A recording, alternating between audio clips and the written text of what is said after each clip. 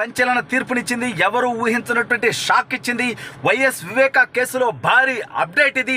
అసలు ఇంతకీ హైకోర్టులో ఏ విషయానికి సంబంధించి ఇవాళ తీర్పు వచ్చింది, ఏం జరిగింది, తర్వాత ఏం జరగబోతోంది, మరి ఇప్పుడు జగన్మోహన్ రెడ్డి ఏం చేయాలనుకుంటున్నాడు, అసలు ఇంతకీ ఇది జగన్మోహన్ రెడ్డికి అనుకూలంగా జరిగిందా వ్యతిరేకంగా జరిగిందా అనేది ఈ వీడియోలో వివరించబోయే ముందుగా ఇప్పటి వరకు మన ఛానల్ సబ్స్క్రైబ్ చేయని వాళ్ళు ఖచ్చితంగా సబ్స్క్రైబ్ చేయండి, మరో 10 మందితో చేయించండి. ఇక విషయానికి వస్తే మన డెకాయిడ్ 420 జగన్మోహన్ రెడ్డికి ఎన్నికలకు దగ్గరకు వచ్చే కొద్దీ కొన్నిసార్లు సాకులు తగులుతున్నాయి, కొన్నిసార్లు తను అనుకున్న విధంగా జరుగుతూ ఉన్నాయి. సరే, తను అనుకున్న పేమెంట్ వల్ల వ్యవస్థలు మేనేజ్ చేయడం వల్ల చేస్తూ ఉన్నాడు.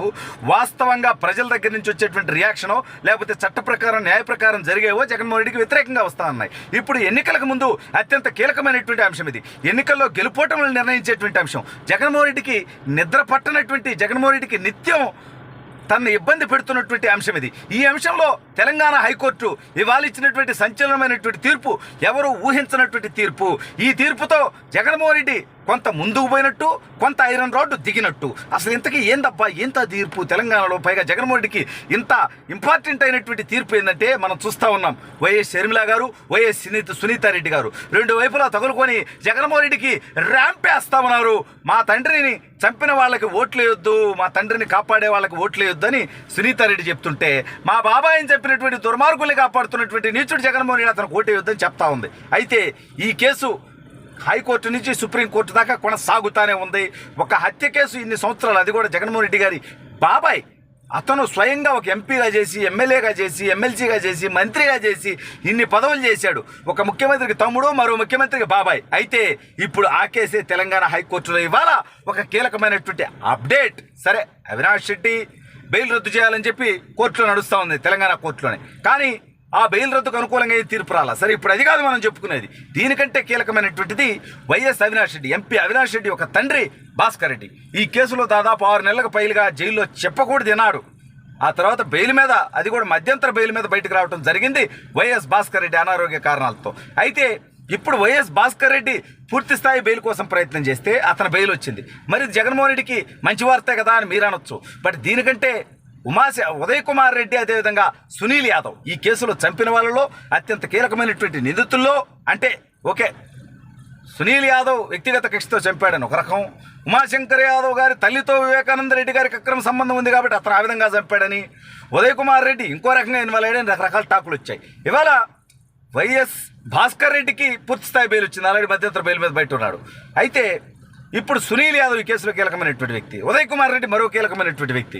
వీళ్ళిద్దరికీ బెయిల్స్ రాలేదు, వీళ్ళిద్దరి బెయిల్ పిటిషన్లు రద్దు చేయబడ్డాయి.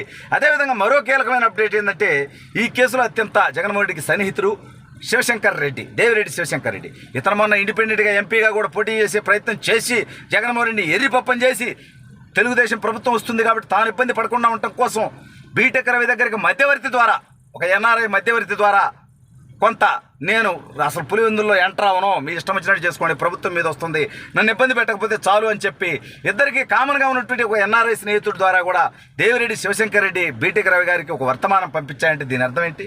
జగన్మోహన్ రెడ్డి ఘోరంగా ఓడిపోతున్నాడనేగా. జగన్మోహన్ రెడ్డికి అత్యంత సన్నిహితుడు వైఎస్ భాస్కర్ రెడ్డికి, వైఎస్ అవినాష్ రెడ్డికి అత్యంత కీలకమైనటువంటి వ్యక్తి అయినటువంటి దేవిరెడ్డి శివశంకర్ రెడ్డి బీటెక్ రవికి వర్తమానాలు పంపిస్తున్నాడంటే దాని అర్థం ఏంటి? జగన్మోహన్ రెడ్డి పుట్టే మునిగిపోయింది అని. సరే, పులివెందుల్లో కూడా జగన్మోహన్ రెడ్డి మెజార్టీ ఘోరంగా పడిపోతా ఉంది.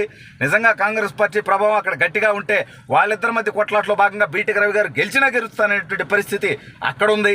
కడప ఎంపీగా అవినాష్ రెడ్డి ఓటమి ఖాయమని, గెలిస్తే తెలుగుదేశం అభ్యర్థి భూపేశ్ రెడ్డి కానీ, లేదంటే అనూహ్యంగా నిజంగా అనేక చోట్ల వైసీపీకి ఎమ్మెల్యే ఓట్లేసి ఎంపీ ఓట్లు షర్మిలాకి, అంటే కాంగ్రెస్కి వేయడానికి కూడా ప్రజలు సిద్ధంగా ఉన్నారని టాక్ వస్తూ ఉంది.